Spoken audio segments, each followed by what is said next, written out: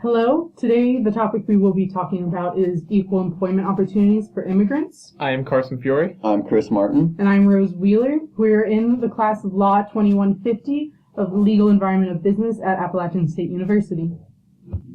To start us off, the United States has always been seen in the entire world as the melting pot of cultures and ethnicities. We provide a home for immigrants from many different countries, and people from all over the world attempt to come to the United States for a better life. Everyone that comes here wants a shot at the American dream, that chance to make a whole bunch of money doing what they love. Laws and regulations, however, are currently in place now that make the process of hiring immigrants very difficult. Many companies in the United States are faced with the struggle of hiring or not hiring immigrants, rather, because of the stigma surrounding it. Companies are unsure if the immigrant they are hiring is truly legally allowed to work in the United States. If companies hire an immigrant who is found to be working under illegal circumstances, it would be very bad for the business for very obvious reasons. Therefore, an immigrant that makes their way into the United States will very quickly find that just seeking employment is not enough to get them a job. The process of incorporating immigrants into the workforce is unnecessarily difficult, and we are going to point out that the laws need to be reworked in order to allow the people moving into our great country to get the opportunity they deserve to make the money that they need. This issue is very prevalent in today's society.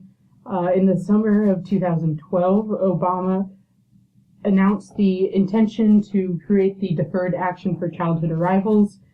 A year later, in June, his administration created an easier path to citizenship for most of the 12 million undocumented immigrants in the U.S. A year later, in February, a poll of Americans said that 73% of them believed that illegal immigrants should be able to stay under certain conditions, though 46% of Americans believe that they should not be able to apply for citizenship. Between the dates of January 2009 and April 2014, under the Obama administration, more than 2 million undocumented workers were deported. This is the highest rate seen under any president. Our main focus was on the rights of the immigrants in the United States that may struggle to find employment, because many laws prohibit the employment of illegal immigrant workers. There is a cap of around 140,000 work visas authorized per year given through the United States for employment. This issue was chosen because each of us has personally experienced and known someone who has been affected by these immigration laws. The process of getting the legal employment is far too difficult than it is advertised, and they have to go through a much bigger struggle than should be necessary. People move to the U.S. for freedom to work, yet in very few cases they can even achieve what they really want to do. President Obama is the main driving force behind taking measures to incorporate immigrants into the workforce. He has passed a statute that gives businesses a $3,000 monetary incentive to hire immigrant workers. This is a part of the Affordable Care Act. There are also government departments that help protect the rights for immigrants to be employed. The Equal Employment Opportunity Commission helps to defend the rights of all types of employees and enforce federal laws to prevent discrimination. Documented and undocumented immigrants will fall under the EEOC. The Department of Labor also seeks to make sure that working conditions are in order for all employees. Two scholarly sources that are against immigration reform are Peter Carson and George Borjas. Carson is a former member of the National Labor Relations Board and a current member of the U.S. Commission on Civil Rights. He has stated that immigration is responsible for 7.2% in the decline of the hiring of black workers. Borjas is a Harvard University immigration economist.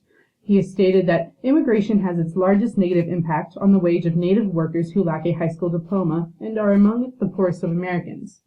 His research has found that $1.6 trillion is brought to the economy by immigration, but 97.8% of that money goes to immigrants as wages or benefits. There are innumerable professional sources that are in support for immigration reform. Stephen Pitts, the Associate Chair of the Center for Labor Research and Education at the University of California, Berkeley, says there was not a simple correlation between the percentage of Latinos in the area's labor force and the unemployment rate of blacks in the area. The Dignity Campaign and other associations advocate legalizing present illegal immigrants, erasing the backlog in processing family unification visas, protecting all workers under the laws, and demilitarizing the U.S.-Mexico border.